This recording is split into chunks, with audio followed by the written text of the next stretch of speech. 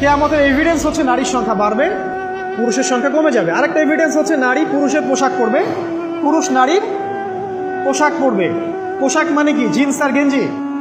হ্যাঁ, এটাও একটা ব্যাখ্যা। ঢাকায় তো জিন্স আর গেঞ্জি চলছে, টি শার্ট। এখানে অন্য একটা ব্যাপার আছে, আমি সেটা আপনাদেরকে আজকে বলছি। সেটা হলো, এটা শুধু এই পোশাক বলতে শুধু গায়ের পোশাক বোঝানো হয়নি। আল্লাহ বলেনি নারীরা তোমাদের পোশাক, তোমরা নারীদের পোশাক। তার মানে কি না এটা নারী, এটা আমার ওয়াইফ? কোরআনের আয়াত এবং হাদিসের আয়াতগুলো দুই রকম।